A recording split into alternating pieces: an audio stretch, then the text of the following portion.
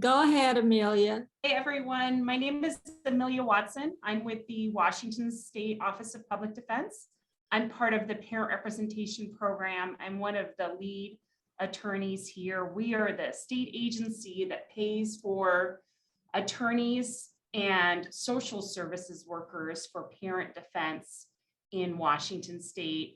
Before I came to the Office of Public Defense, I used to represent parents in Pierce County, Washington.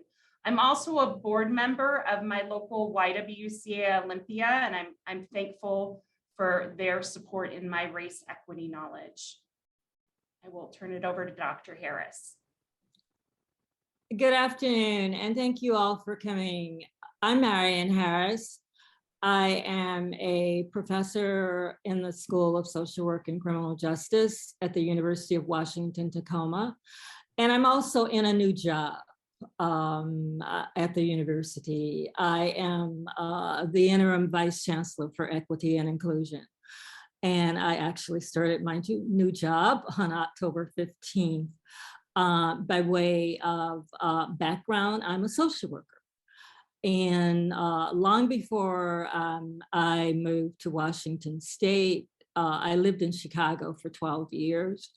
I was the administrator for a private child welfare agency there prior to going back to school to pursue a PhD and enter the crazy world of academia.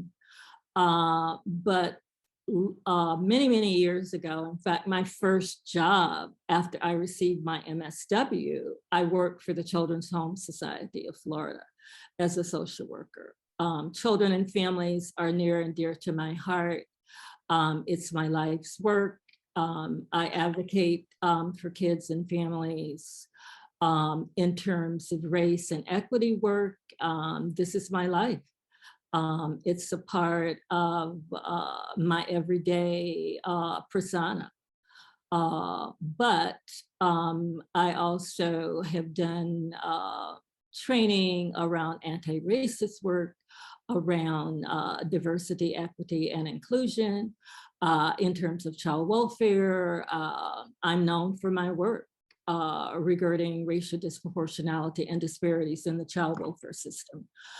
I'm one of the initial co-chairs of the Washington State Racial Disproportionality Advisory Committee. That committee no longer exists. But back in the day, I was right there before Washington State legislators advocating for change for children and families of color. I'm a part of the Up In movement, which is a movement of child welfare professionals, researchers, educators, advocates. We believe that the child welfare system is not working and it needs to be changed. And what else can I tell you? I think to put things in perspective in terms of what we're going to be talking about here today, you need to know that I'm a lifelong learner.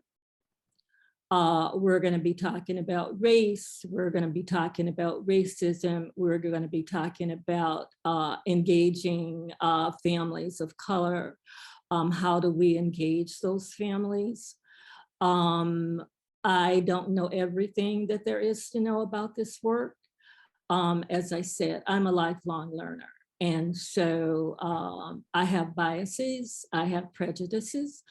I'm a big girl now, so I can kind of check myself before I open my mouth.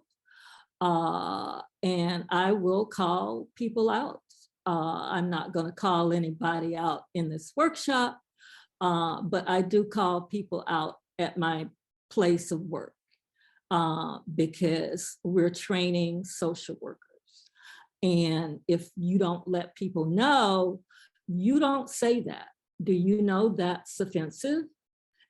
You cannot say that to families. They will be hurt. They will be offended. And so calling people out is not a bad thing. So with that said, Amelia, I think that's enough about me. I am hoping folks can see the screen with the slides on it now.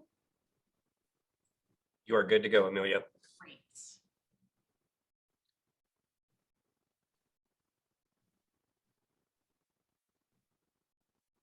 So in this session, we're going to be focusing on advocating for Black, Indigenous, and other children of color by creating and sustaining authentic and informed relationships across difference. And I want you to remember that difference is a good thing. And unless we recognize and unless we talk about racism, we're not going to be able to effectively engage Black, Indigenous, and other children of color. We're going to be talking to you today about the racial equity lens, which is a lens that we can utilize to communicate with, to engage children and families of color. And we're going to also talk to you about having some cultural humility. And looking at culture in all facets of the work that you do with families. When you're advocating for families, you need to eat a little cultural humility pie here. Special attention is going to be paid to culturally appropriate processes, as well as desired outcomes that respect, address, and preserve each child's cultural and ethnic heritage.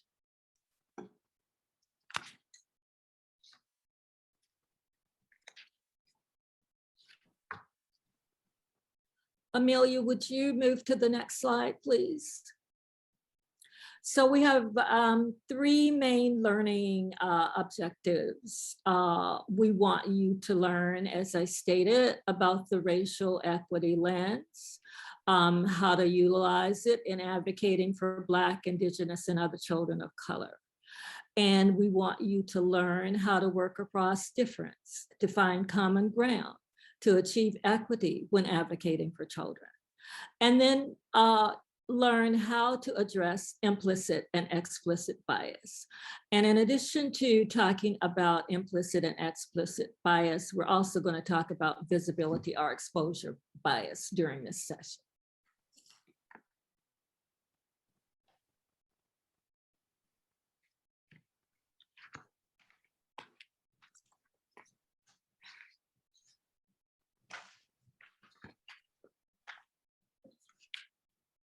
So Amelia, I'm going to let you do a little talking and I will gladly jump in.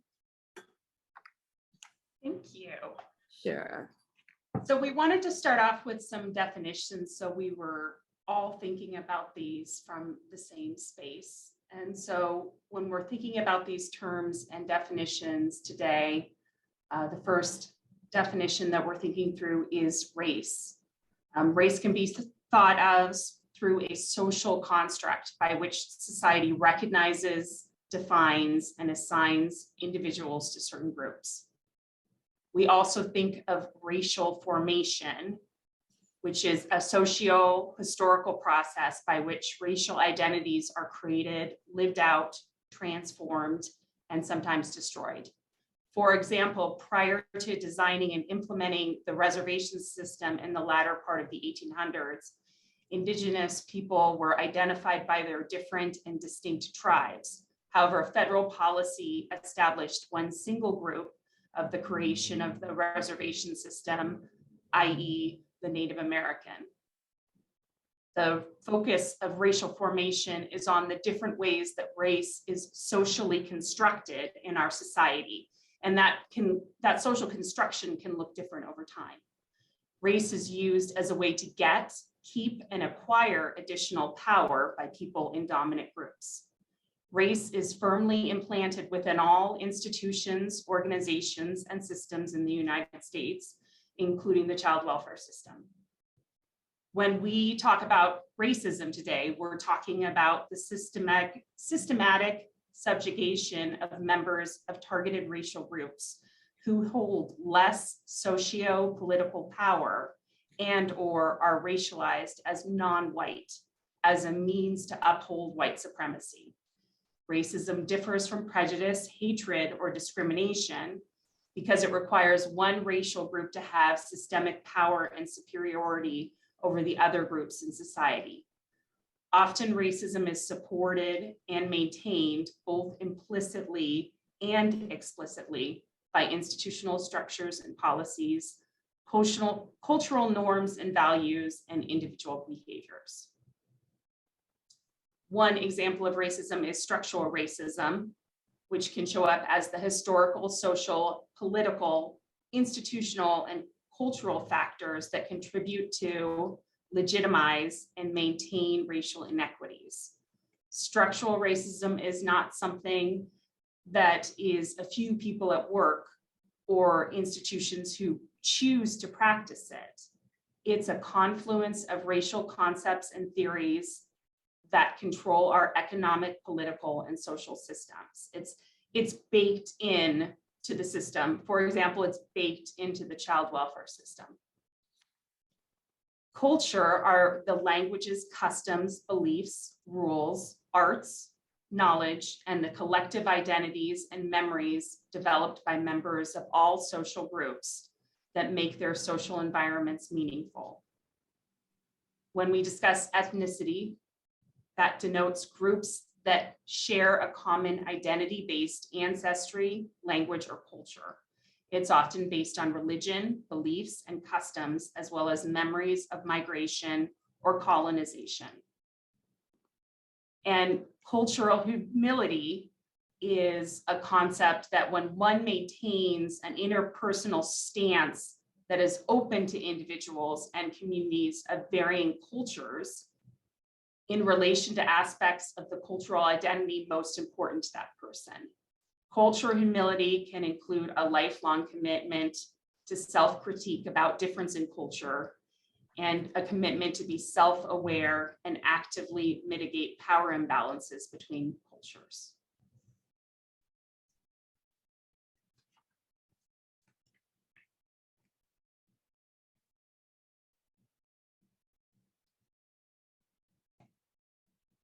So we're going to talk a little bit here about racial bias in child welfare.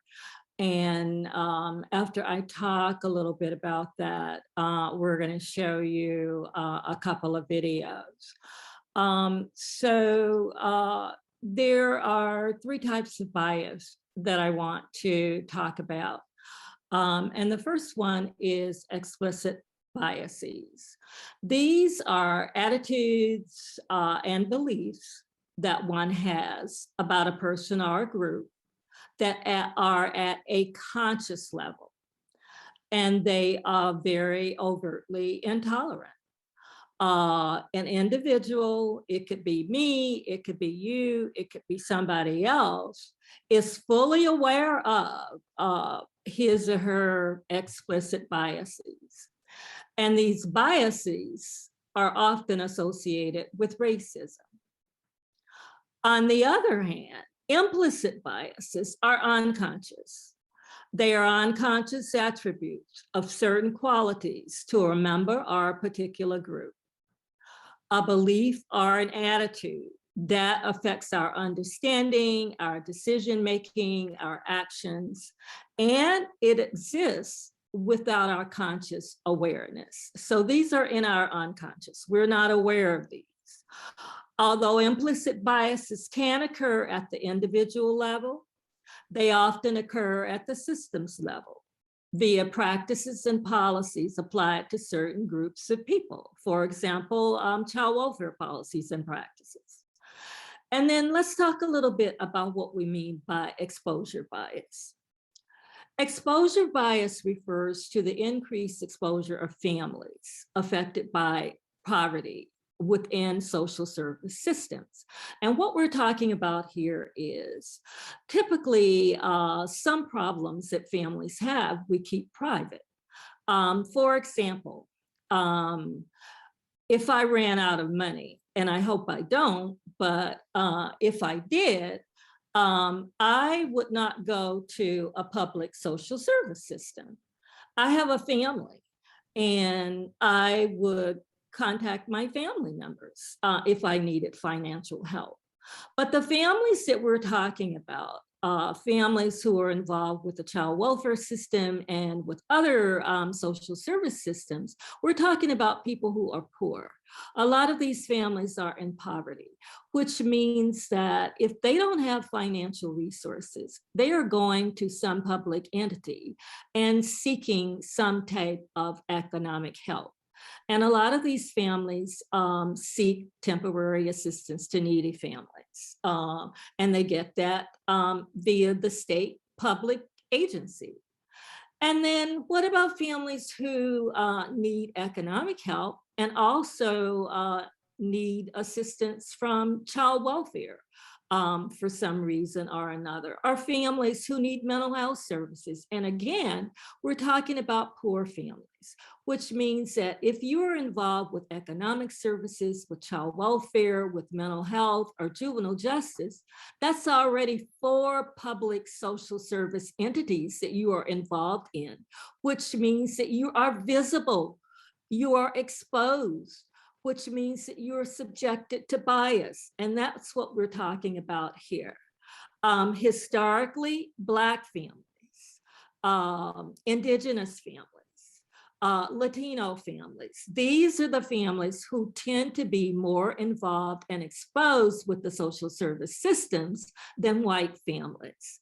You know, children of color tend to be overrepresented in the child welfare system.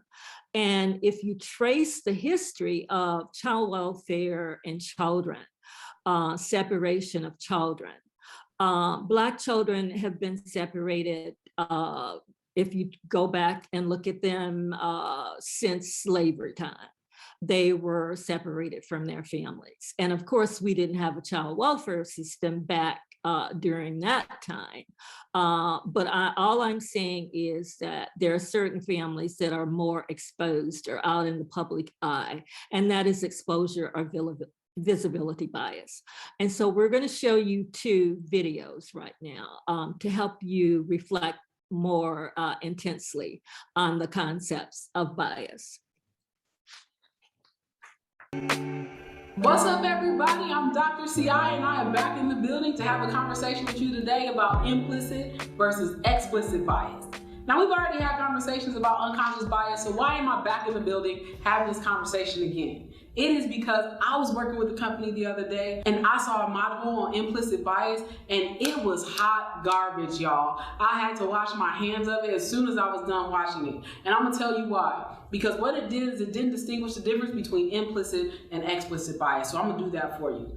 An implicit bias is a prejudice that turns into an action that is unconscious. You don't know that you are doing it, okay? An explicit bias is a conscious bias. It means that you know exactly what it is that you are doing, and that usually shows up when human beings are afraid. For example, in the module, they walked up to a young woman on the street and they said, tell us about a time when you've experienced implicit bias at work.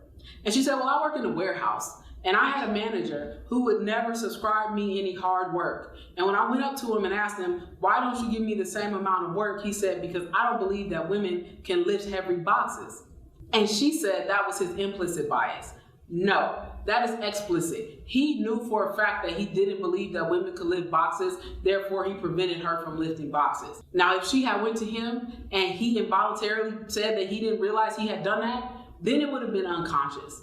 And there's a difference, because an implicit bias can transfer to an explicit bias, but an explicit bias cannot transfer to an implicit bias. Let me give you an example of that. So we was working with a company, we did a pay equity analysis. What that means is we looked at gender, for example, to see if there was any difference between the way that men, women, and non-gender binary populations were paid within a company. What we found is that women were paid less for doing the same amount of work and having the same amount of experience. The director of HR was a woman. Most of the hiring managers and recruiters were women in that company. When we pointed out the pay equity analysis, they had no idea that they had been offering women lower salaries. And they fixed it. They went back and gave them equitable salaries. They had to change it. But we changed that bias from being implicit to now saying that it is explicit, because you are conscious that you are doing it. Do you understand the difference? Is this starting to resonate with you?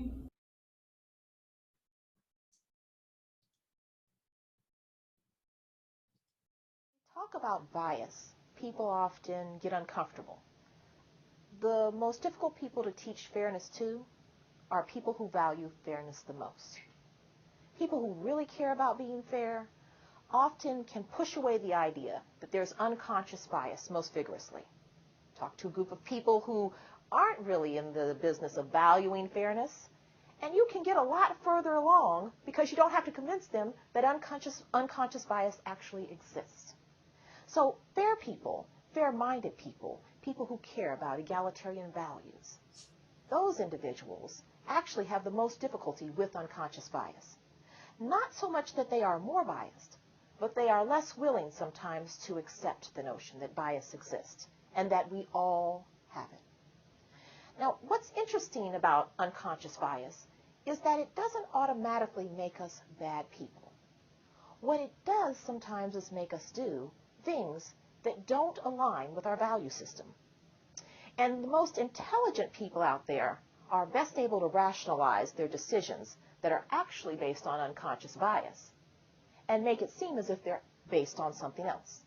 They're able to create an argument in their mind as to why they did what they did, so that it doesn't look like bias was the basis. So the more education we get, the more analytical we become, the more experienced we are, the better we are in creating an illusion for ourselves that we're not biased. But bias is human. It is inherently human. It's about understanding who we are and how we react to things that we're not familiar with or that we've been taught are negative or frightening. It's our mechanism for survival, but it's antiquated. It goes way back to the time where we're walking around, perhaps in jungles, and we had just a moment to determine if someone was friend or foe. If they were friend, you could sit around and have a grunting conversation. If they were foe, you better run or fight.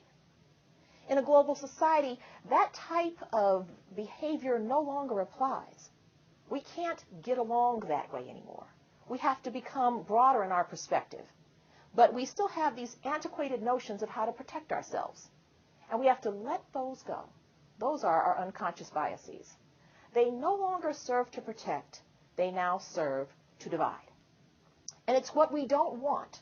So the first step in the program has got to be to accept that biases exist, place the guilt to the side, and work on a solution together. Talk about bias. People often get uncomfortable. Dr. Harris, can I share something really quickly, if that's all right?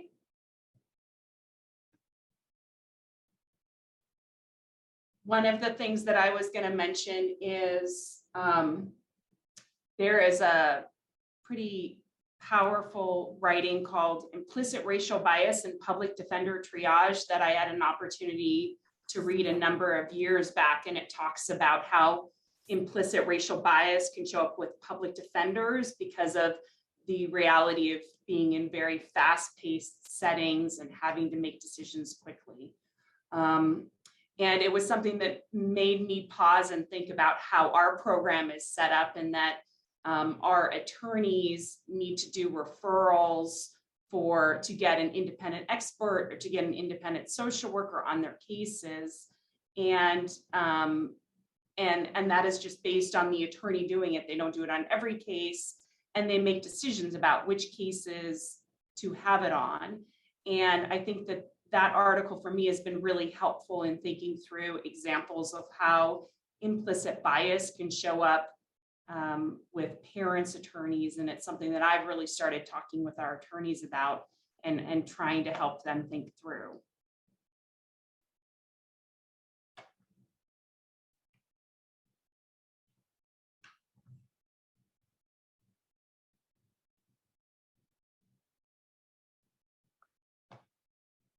Thank you. So I'm wondering, are we ready to move to our next slide? Okay. So we're going to talk a little bit about cultural contexts and factors, child welfare policies, racial disproportionality and disparities. And we put this cultural context and factors in here because many of you on the screen, and unfortunately, we didn't take the time to let people introduce themselves. So I'm not sure who we're talking to. But I'm assuming that most people on this screen probably go into communities or into homes in neighborhoods that are not the ones that they live in. And when we go into a family's home, that's their home. A person's home tells a lot about who they are. And we put this bullet up here, cultural context and factors, because you need to be cognizant that because people do things differently than you do, does not mean that they're bad parents.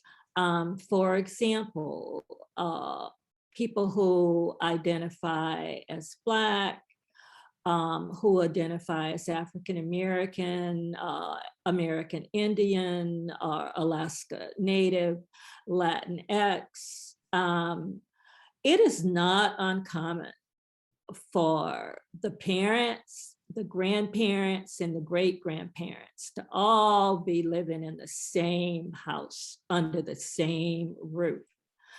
And I'm talking about a house where there are not going to be 10 bedrooms and 12 bathrooms. I'm talking about a regular 3-bedroom, possibly 2-bath house. And this does not mean that that parent or those parents are bad parents. This is a cultural norm. This is what people are accustomed to. And in most cultures of color, people take care of the elderly. My grandparents, both sets of them, they were integral parts of my family and integral parts of my life when I was growing up. And yes, they had their own homes, but we ate dinner together and we traveled together and we did things together. And I'm saying to you to be respectful when you go into a home and there are multiple generations living there. That is not a bad thing. That is not a reason to take someone's children or not to return children home to their parents because multiple generations are living there. Be respectful of families. You know, child welfare policies, if you really look at them and scrutinize them as I have, they are really not designed to be respectful of families. They're not. Amelia, is there something you want to add about cultural context? Because another thing that I want to add, and I had to learn this. I'm a mixed race person who identifies as being Black. And I came from a family where people have been going to college since slavery time. And I grew up in a house where manners were important. Everything had to be done right. My mom, we had to set the table for dinner and for lunch, and there was no standing at the kitchen counter eating. We had to sit down and I had to put my napkin in my lap. And I had to talk in a certain tone of voice because it wasn't ladylike to be talking loud. And I'm saying that to say that when I went into my first social work job and I visited a family in Miami, Florida, in a housing project, and they were screaming and talking loud. And I actually thought that maybe I should call the police as the social worker. And I stopped myself and I asked, is this the way you all usually talk to each other? And they laughed and they said, well, don't your folks talk like that? And I said, well, no, they don't. We don't speak this loud when we're talking.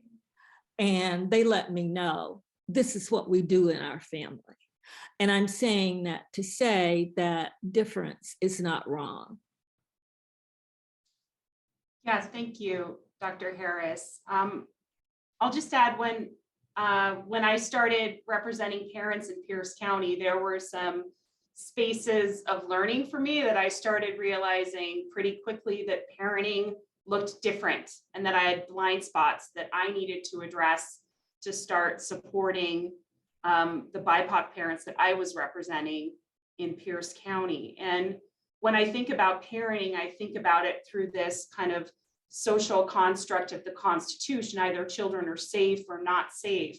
But then I started having to think through kind of what is parenting and how parenting looks different with different families, and having some conversations about, community support and realizing, aunties and having a village of support for families, and thinking through how some of those parenting strategies look different.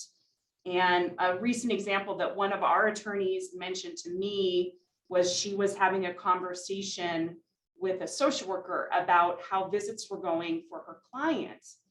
And her client was Asian, and the social worker was indicating, I'm concerned about your client because she's not getting down on the floor and playing with her child. And the attorney responded, like, I don't know if you realize, but that's cultural for her. In her culture, floors are dirty. So you're not going to be trying to get your child to go on the floor and play. That play is going to look different. And that necessitates thinking through policies and how policies are sometimes baked into white norms, and how visitation forms, some of those things that are on that visitation form, it's not a question of whether or not there's implicit bias or systemic racism showing up. It's a question of how it's showing up, and trying to be on guard and trying to figure out how to disrupt that racism.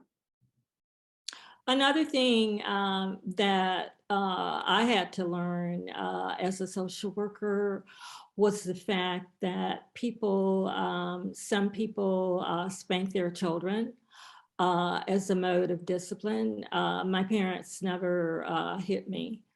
I was just told to go upstairs and go to my room if I, disobeyed them.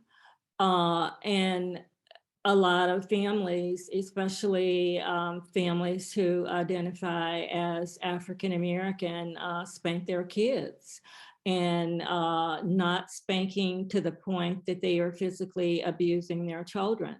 But this is a mode of discipline that some families utilize, and we have to be respectful of that.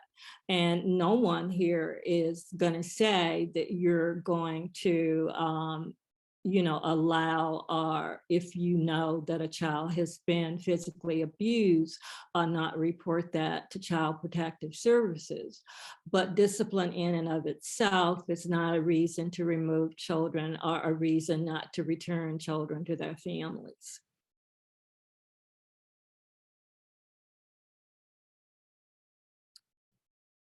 And we put this bullet up here just as a reminder, the Racial Disproportionality and Disparities Bulletin, for us to be cognizant at all key decision points in the child welfare system, that children of color continue from the time that initial call is made through the investigation process, the court process, when decisions are made as to whether or not children should remain in their home if they're not at high risk, rather than be removed from their home.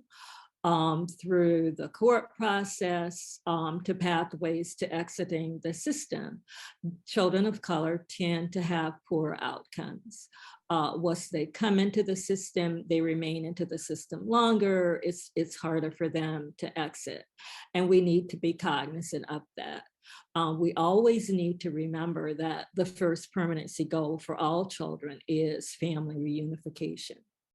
And what that means is that every service should be put in place to facilitate children being returned to their parents. And we know that sometimes parental rights have to be terminated, but those are the extreme cases and not the norm. Anything you want to say about policies? Thank you. I will just add in a couple policies that kind of think through some of the statutory requirements too. We have a federal Adoption and Safe Families Act, and parts of that legislation are also in our state law that require that statute leads the state to file a termination of parental rights if a child has been out of the home for 15 of the last 22 months. And an exception to that is if reasonable efforts have not been made and services have not been offered. And thinking that through, and also thinking through policies around requirements for services, there is often this disconnect that shows up for families, for BIPOC families, in terms of not getting the right services, not getting culturally appropriate services. It shows up in populations for parents that are incarcerated who are also disproportionately parents of color and having issues with accessing services. That population is at extreme risk of losing their parental rights, and they also have issues with accessing the services they need. So I am just inviting you as child advocates to really think about parents that are incarcerated who love their children and their children love them, and the need to hold the departments to its policy, which is to offer services to those parents. You all have a unique space in our system to have conversations with the department that would look really different than my conversations, but making sure that you're approaching families with humility to understand what they need and to potentially have conversations with trial level social workers if DCYF is not fulfilling their promises. There are parts of the policies with DCYF which I found really troubling, but I think often what I find more troubling is when I feel like there is a strong policy and it's not being followed. I see a lot of harm show up in cases around that, and I just feel like I'm very appreciative of everyone who showed up here today to kind of think through these concepts. And so I just invite you to think through the concepts of how race and racism, how cultural humility, how to approach with cultural humility, and how to think when implicit bias is showing up in these cases through child welfare policies, through statutes, because we see it in the numbers around racial disproportionality. And we see it also knowing that the child welfare research says there's no difference between child abuse rates between white folks and BIPOC folks. And yet there's some folks that are being pulled into the system at higher rates. And they're Black, Indigenous, and other people of color. So the next thing that we want to talk to you about is a racial equity lens. And we want to talk to you about this because when you leave here today, We really would like for you to actually start thinking about how you can utilize this lens as you're advocating for children across the state of Washington. And so the first thing in this particular framework is centering race.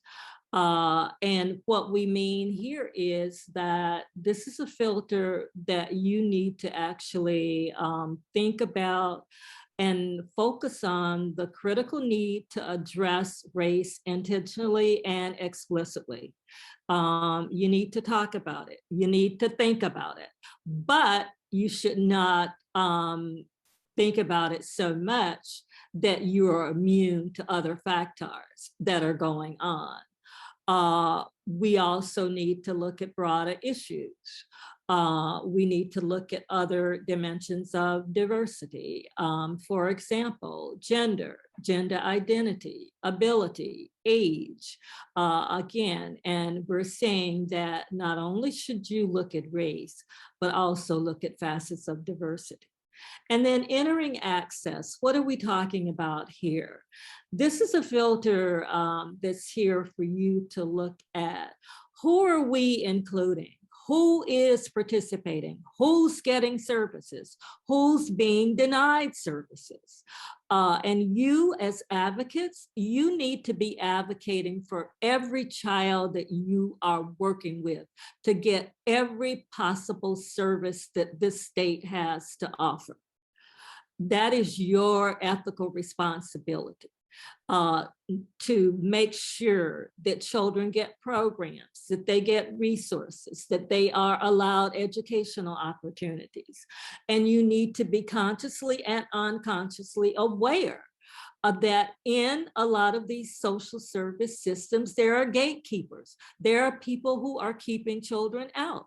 And if you are doing your job as a child advocate, you will make sure that every child that you work with is getting the resources, has access to services and programs that he or she needs to maximize their growth and development. And then seeing white. What are we talking about here? How many white people do we have in the room? Raise your hand.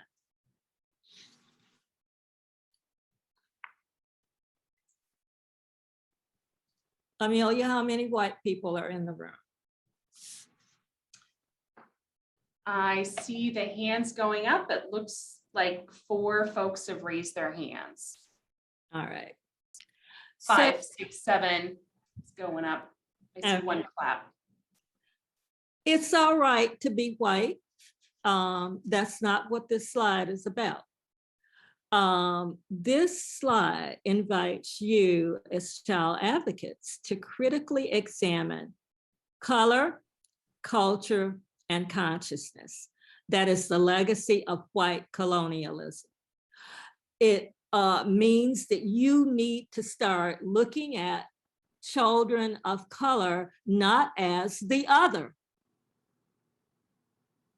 Because when you label them as the other, when you label people of color as the other, that signifies that there is something in your consciousness or your unconsciousness that's making you think there's something wrong with these people.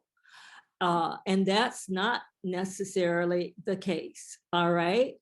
You need to understand what whiteness is. You need to think about white supremacy. Why was that created? Why is it that people who, and this is not every white person, let me be very clear about that, but there are some white people who feel that people of color are, quote, the other, that they are inferior, and that white people are supreme in this country. And I want you to change that mode of thinking if you have it. I would have no way of knowing how you think because I think I saw one person in the audience that I know Maureen Sorensen. And I don't think there's anybody else here that I know. And if I've overlooked somebody, I'm very sorry. But when we think about whiteness, when we think about white supremacy, we think about power. It means you are in a position of power. And I want you to think about, as child advocates, even if you're not a white person, you are in a position of power. You have power over the families that you're working with. People listen to you. You're going to be talking to the social worker. You're going to be talking to the courts. And so, again, seeing white, just think about it and stop thinking about children and families as the other. And then what are we talking about when we say centering relationships? We're talking about creating or developing sustaining and authentic relationships across difference. When you're working with Black children, when you're working with Indigenous children, when you're working with Latinx, Asian, Pacific Islander children, look at these people as, yes, they are different, but they're not bad. They're not flawed. Pay attention to giving support to these families. And not only should you give support when you're going through the process and the work with them, you also need to be supportive when you think about the outcomes that you want to have. Are you doing, for example, everything possible as a child advocate to promote family reunification, if in fact that's the stated goal in the permanency plan? Are you doing that? Or are you doing things that are counterproductive to that goal? Because if you are, then you are not centering relationships. You are not developing and sustaining good, positive working relationship with these children and families of color. And then building bridges. This particular filter tells us to look at and act for the collective betterment of the children and families that you're working with. It requires us to recognize injustice and to work across differences to find common ground so that we can achieve equity. And the only way to do that is to build relationships with people. You cannot build bridges if you don't develop and sustain positive relationships. Shifting and sharing power. This requires us to identify, to analyze, and to actively address power dynamics, because whenever we have power over somebody, there is always going to be inequities and injustices, and we don't want that. You know that you have power by virtue of the position that you're in as a child advocate. And so this calls you to look at formal and informal positions of power. Look at the courts. They have power over people. Social workers have power over people. And you're working with both of these entities. It needs to be a deliberate process that you engage in, where you share and you shift this power. And again, remember, you need to be working towards whatever that permanency goal is for children.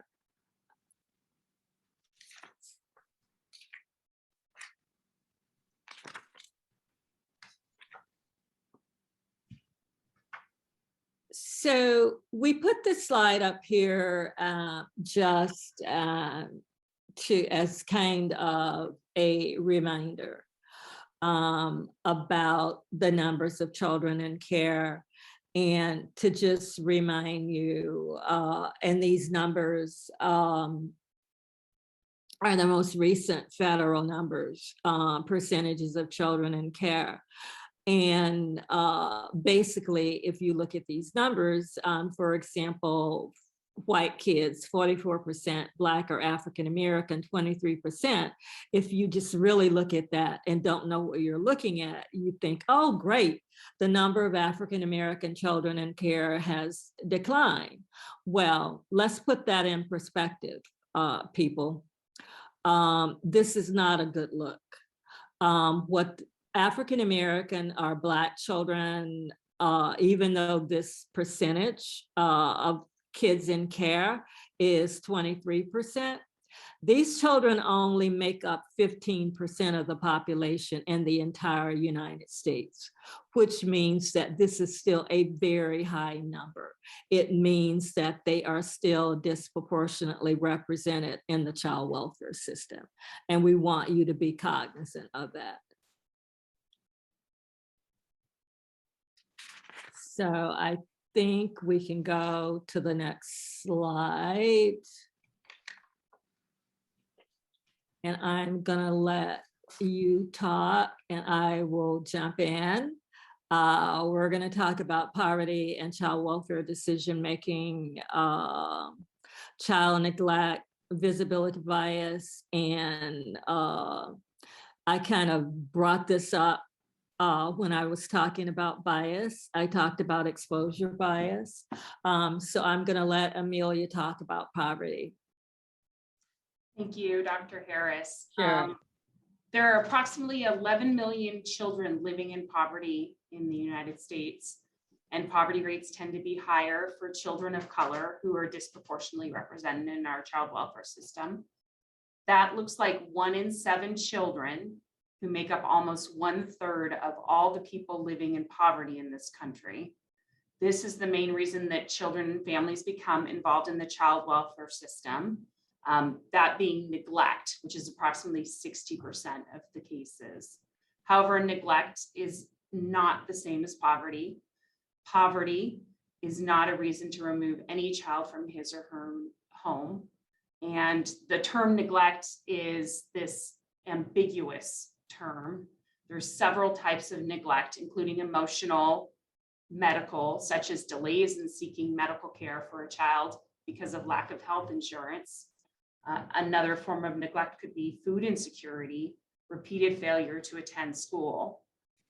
And I will just add that our state Supreme Court has ruled that homelessness is not in and of itself neglect. It's a reality for our families, some of our houseless families.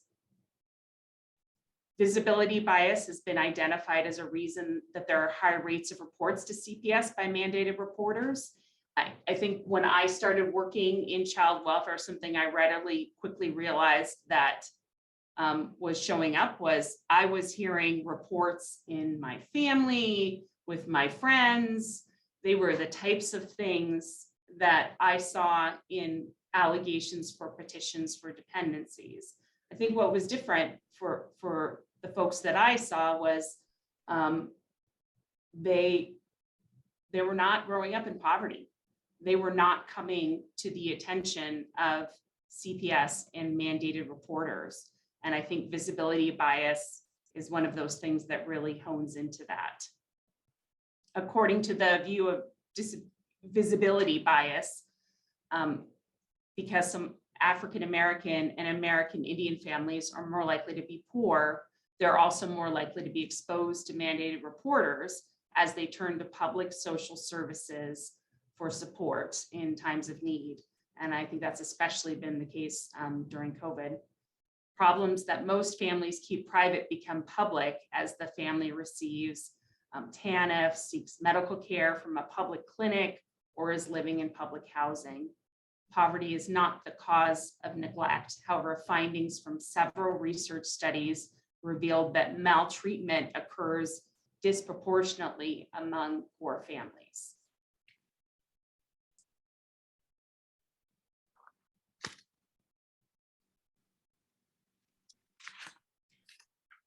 Findings from some studies support that the role of poverty is a contributing factor, but they do not provide an explanation of the disproportionality and the disparities in the child welfare system, nor do they provide evidence that racial bias doesn't contribute to this problem. In many ways, the systems charged with supporting children and keeping them safe have contributed to cycles of criminalization and hardship instead. Definitions of child neglect used by child welfare agencies can align with the consequences of living in poverty, namely parents have a difficulty affording child's basic needs rather than supporting those families. The child welfare system surveils, burdens, and often ultimately separates children from their families sometimes when it's not needed. I think I'll also add, sometimes when I was representing parents, I would see how cultural would be interlaced with poverty, where parents were providing home-based medical care for their children that was based on their culture. And then what was showing up in the dependency petition was that they hadn't gone to this traditional medical doctor to provide needs to address the medical issue. But in their minds and in their culture, they were addressing that child's medical needs, also coupled with the reality that they didn't have medical insurance at the time.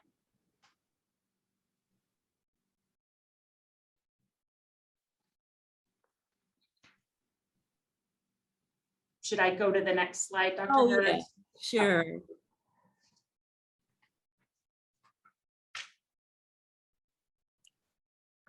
So we put this slide in here because all of us, including myself as a researcher, are very data driven. However, it's really important that we actually, when we're looking at data, not only do we need to be cognizant of what these numbers say, but we need to look at data with a different framework. And the framework that we have up here is a framework for data analysis to achieve racial equity. And the first thing that we have up here is a comprehensive family assessment. And what are we talking about when we say a comprehensive family assessment? We mean an assessment that's done where families are able to articulate their needs and not caseworkers. I teach my students, for example, that you don't sit down and write a case plan for clients. You need to sit down with them and have them develop that plan. You might offer assistance, but you don't write it. And so families, I'm saying that to say, families can articulate, they can tell you what they need. It's not you going in and telling them what they need. And then in a comprehensive family assessment, one needs to be able to clearly delineate and distinguish between what is child neglect as opposed to poverty. As we have repeatedly saying, being poor in and of itself is not a reason to call CPS to remove children from the care of their parents. And then we need to look at families utilizing a strength-based approach to measuring child well-being. All families have strengths. All children have strengths. And when you're doing an assessment, you need to highlight these strengths and capitalize on them. And then we need to look at families with a broader lens.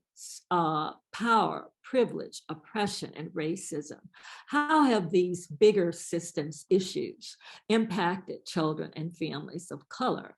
And if you are a child or a parent or an individual living in the world today, and you are non-white, you are impacted by power, privilege, oppression, and racism. Racism is a fact of life for people of color.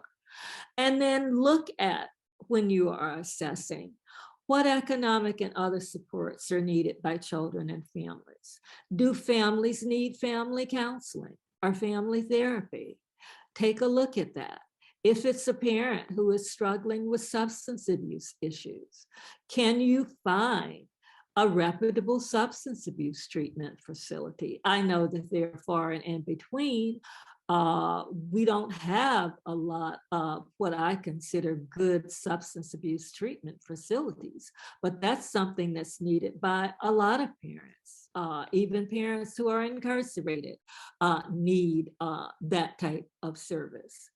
So the next thing that we want to talk to you about is outcomes for different racial and ethnic groups. One of the things that's on our next slide. I just moved to this one, to the reporting outcomes. Oh, okay. All right. But can I add in one thing? Oh, really yes. quickly to that last one? Sure. This slide really resonates with me, just thinking back to when I was doing direct representation. The social workers that I was able to have conversations with that came from a space of asking the question to parents, what you think your family needs, what do you think you need to be successful? Those were the social workers that I felt I saw that early engagement. I saw that building of trust. I saw kind of like that leaning in to hear really what was going to make a family successful. I think those things are really important. I mean, I think checking with the parent to say, hey, we're going to have an FTDM. Is this time going to work for you? Mm-hmm. Okay, your supports, is this time going to work for them? And then building the time for the meeting around the family and what works for them and what works for that support. I mean, that goes back to that shifting power, but also thinking through kind of strength-based and meeting parents where they are, meeting families where they are. Those are the things that are gonna lead to more success in cases and lead to building trust. I agree with you. One of the things that I learned when I was in my MSW program, and my God, that was a lifetime ago, but one of my practice teachers taught me that families know more about themselves than you will ever know. And so that's the stance that I use when I'm working with people, even when I'm, seeing clients for individual family therapy. People know more about themselves than we do.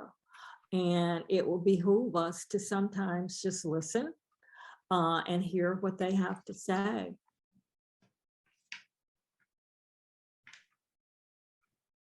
So we put this slide in here because, and I hate this term, but it's something that happens all the time.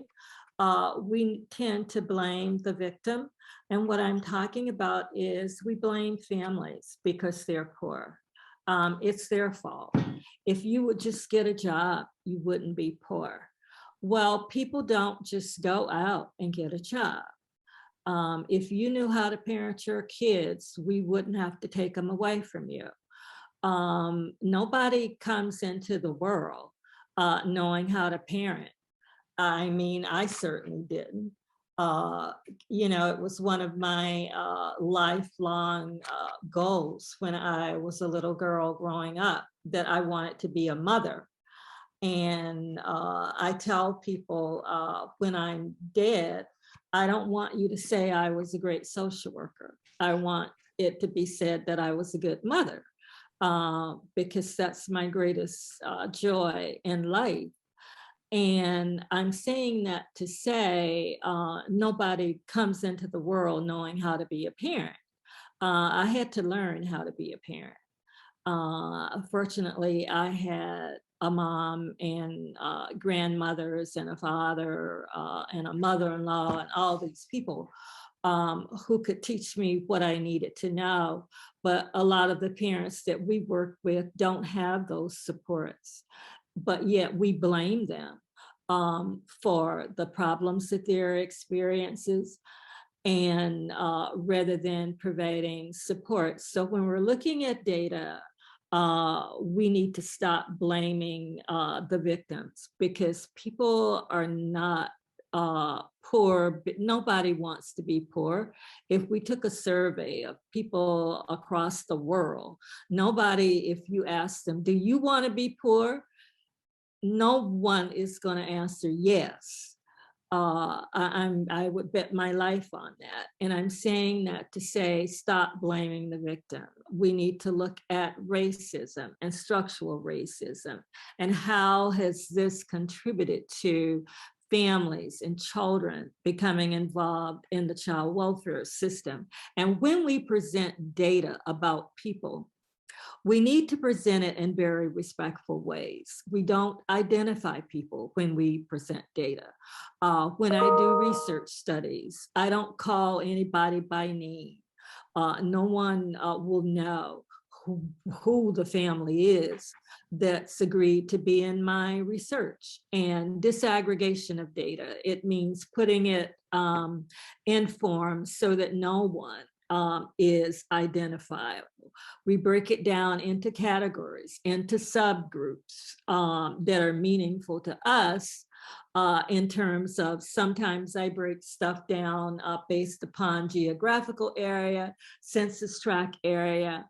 I do demographic information regarding families, but again, it's large groups of families. No one can tell, for example, if I'm looking at 600 families, who one specific family is. And I'm saying that all to say that it's important when we present outcomes, not only what we present, but how we present it. Anything you want to add? Thank you, Dr. Harris. I'll just add, I've spent some time looking at the data that we can gather in Washington State. Our Administrative Office of the Courts in Washington State helps gather data and has it on their website that you can look through and compare to the census by county. And you can pull up the filing rates by race, by county. And I think thinking through some of those things and how our systems have disproportionality showing up at them, I think that is one of the ways to look at the realities of what's going on, and trying to come with ways to understand of how we can impact that and make that different. Also included in our reference materials are some of the data that DCYF has published around disproportionality and disparities by race in Washington State. And I think getting comfortable with those types of things can be really helpful. It's hard when you first start looking at data, because it feels really, at least I'll say it was hard for me. When I first started looking at data, it was hard to figure out where to find it, how to understand it. But it's one of those things that is really important in child welfare to start understanding, so that we can understand system-wide what we're not doing for our families of color, and have opportunities to impact that.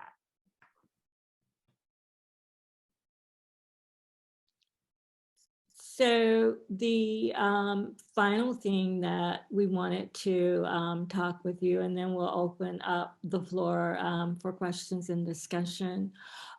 We have put some bullet points up here. And if we actually do these things, we can actually achieve racial equity in child welfare. Shift the focus from a punitive one to child and family well-being, differentiate child neglect from poverty, provide support to at-risk families in their homes prior to allegations of child abuse and or neglect, stop imposing unrealistic expectations on birth parents, address implicit and explicit bias, address institutional and structural racism in child welfare, address systemic issues such as lack of information, advocacy, and power. When families ask us for information and ask about resources, you as child advocates have a responsibility to provide that information, and be proactive with families. You know, give them the information. Don't wait until they ask. If you identify a need with a family that you're working with, tell them, or even put them in your car and take them and show them where resources are.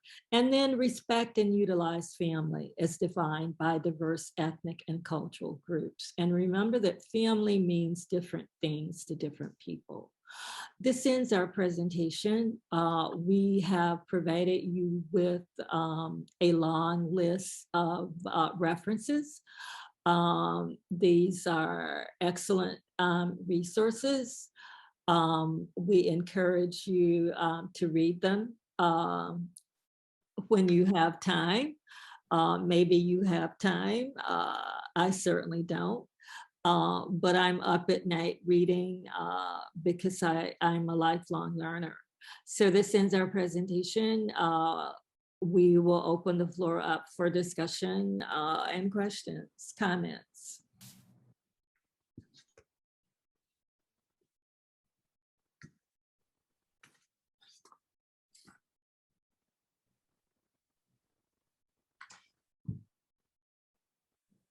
So I see one question.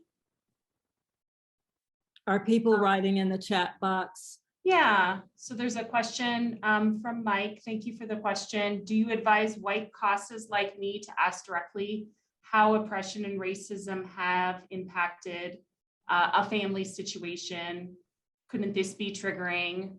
Dr. Harris, I'm happy to respond. Like, I will say, I'm not advising that, but I am advising to start understanding how those patterns show up in our child welfare system. I mean, I think building a relationship with families is important, and asking families what they need is important. And it's important also to know that we live in a system that has racism, and racism shows up. And I can tell you I've had conversations with clients about that, but it's not the first conversation I've had with them. There's been a building of relationships before that. And so I would concur with you because I'm thinking about a family that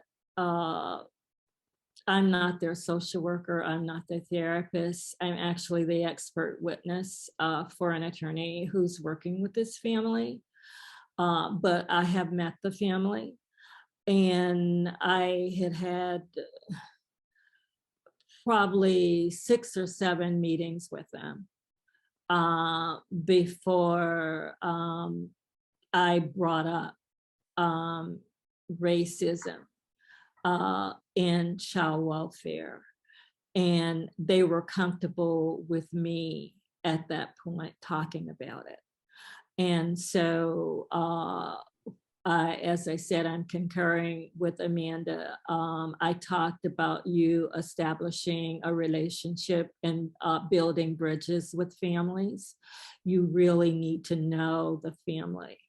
And sometimes people, you don't have to ask them. They will tell you. This family that I'm talking about, like I said, I did not bring this up. A part of this is a part of the court case. The different racist things that have gone on with this family. I let them, bring it up. And then we talked about it. But having conversations about race, about racism, they're very difficult conversations to have. Even at my job, and I'm in this new role now, and this is like a big part of my job to deal with this. I'm the person that students, faculty, staff will be coming to with their issues around race and racism. But before even moving into this job, just, being a professor, having conversations, and we're in the midst at the University of Washington, all 3 campuses, and transforming the climate, because we've had historically problems around race and racism. And so in 2019, a climate survey was done, and we're in the midst of working on action items to resolve a lot of these issues. But having these conversations, it's hard, even with, quote, educated people. People don't want to talk about race. We have people who feel like, oh, I'm not racist. I'm not. And, you know, I've had to say to some of my colleagues, you know what? Do you realize what you just said? That was racist. Do you not realize that? And then, you know, I can say this to people that I know, and are you yes, I'm serious. And you said that here at this school, but don't you go out in the community and say that.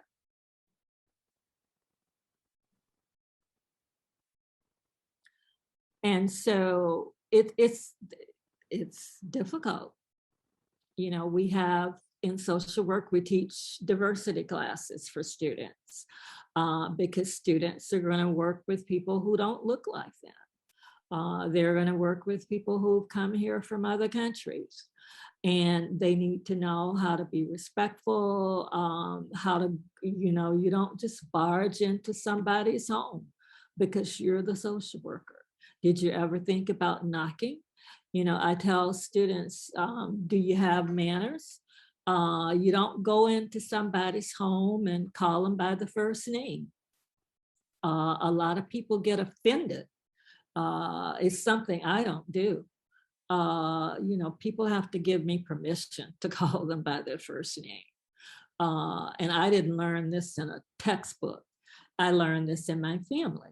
My parents taught me that you have to be respectful to people.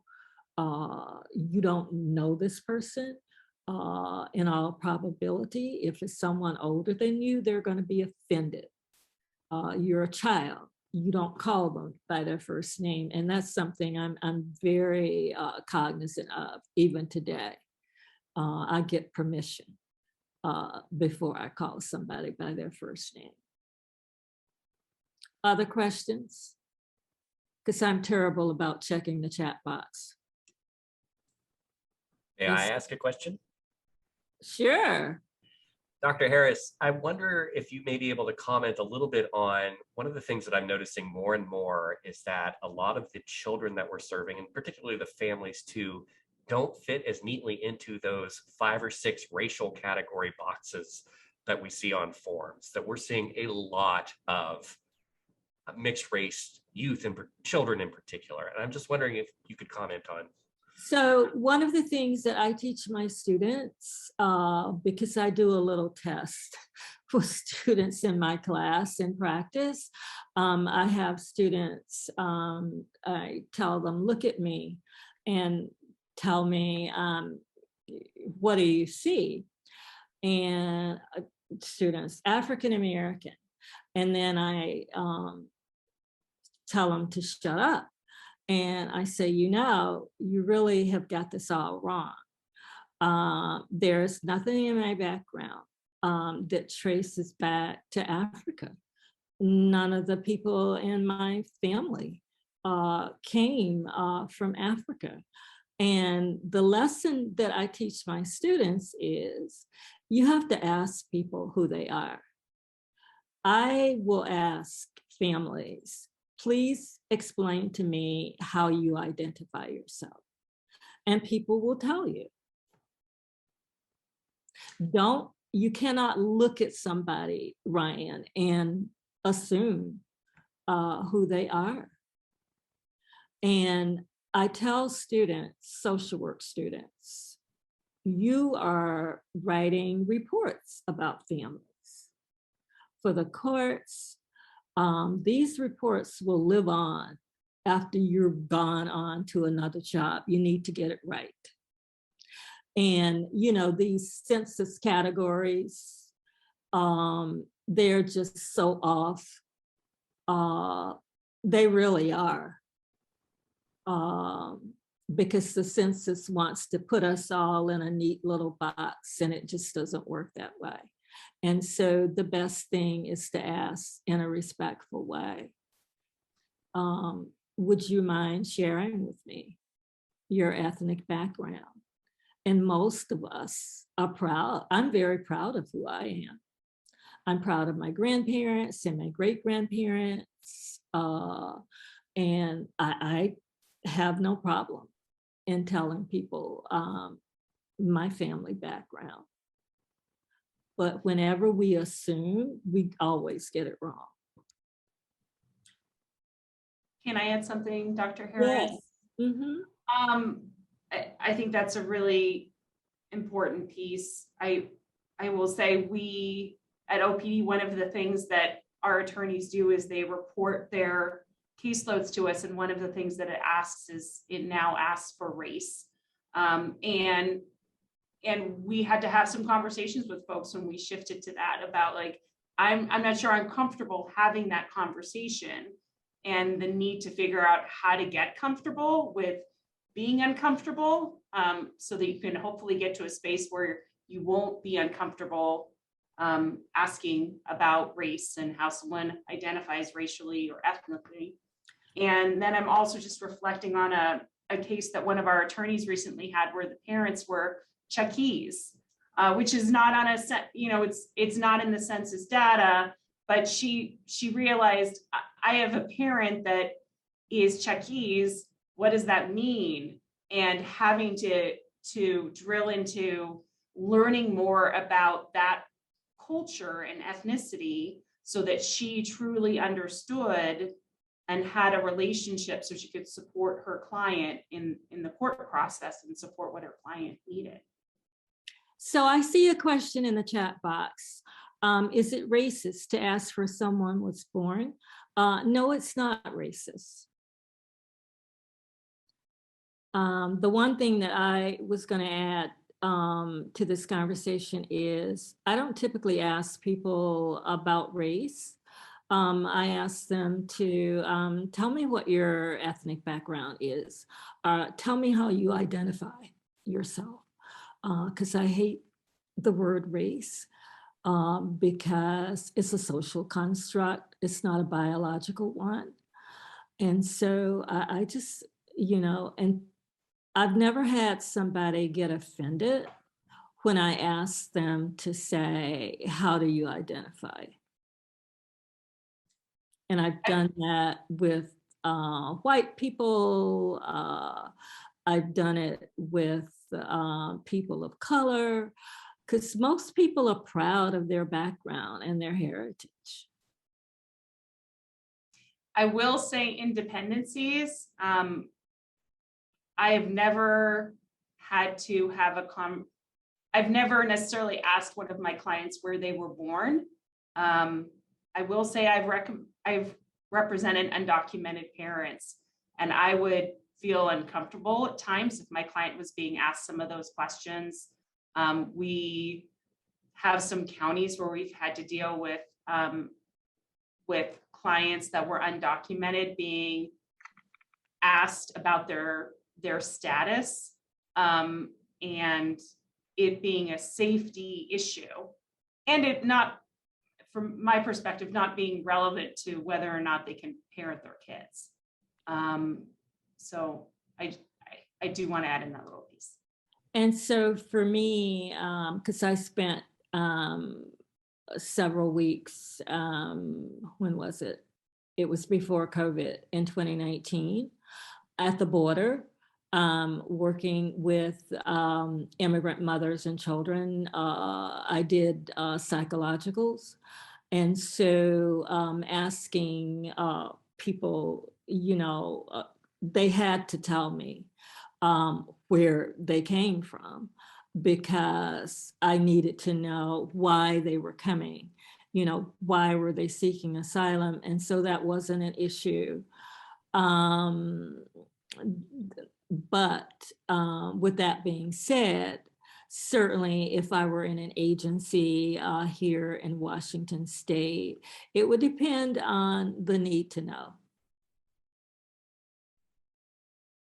but asking somebody where they were born in and of itself is not a racist question.